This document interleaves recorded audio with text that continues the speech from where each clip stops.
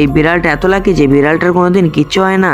সে ছাতার উপর দিয়ে রাস্তা বানিয়ে চলতেছিল আর স্যাম সেটাকে দেখে অবাক হয়ে যায়। রাতে সেই বিড়ালটাকে স্যাম আবার দেখতে পায় আর বিড়ালটা উপর থেকে নিচে পড়ে যাচ্ছিল, কিন্তু গাছের উপর পড়ার কারণে বিড়ালটার প্রাণ বেঁচে যায়। তারপরে স্যাম বিড়ালটাকে লুকিয়ে লুকিয়ে দেখতেছিল। বিড়ালটা রাস্তায় বসে কিবোর্ডের উপর কিছু টাইপিং করতেছিল। হঠাৎ করে তার সামনে সবুজ কালারের একটি টানেলের মতন গোল কিছু বের হয়ে আসে আর বিড়ালটা সঙ্গে সঙ্গে সেই গোল টানেলের ভিতরে ঝাঁপ মেরে দেয়। স্যাম তখন বিড়ালের পিছনে নেওয়ার জন্য সেই গোল দরজার ভিতরে ঝাঁপ মারে। স্যাম বুঝতে পারেনি সেই এই টানেলের ভিতর দিয়ে অন্য একটা দুনিয়ায় পৌঁছে যাবে। এই দুনিয়ায় এই ছোট ছোট লোকগুলো বসবাস করতো। তারপর স্যাম সেই দুনিয়ার ভিতরে পৌঁছে গেল আর বিড়ালটা তাকে দেখে একদম অবাক হয়ে যায় এবং স্যামকে কোনোভাবে এখানে ঢুকতে দিচ্ছিল না। বিড়ালটা স্যামকে বলে এখানে মানুষদের ঢোকা এলাও না, কিন্তু স্যাম তাকে বুঝিয়ে বলে আমি এখানে কোনো গড়বড় করবো না। সেটা শোনার পরে বিড়ালের বিশ্বাস হয় এবং বিড়াল তাকে নিয়ে বেরিয়ে পড়ে। এখানে ছোট ছোট পশু পাখি এবং মানুষগুলো লিফটের মাধ্যমে কাজে যাচ্ছিল।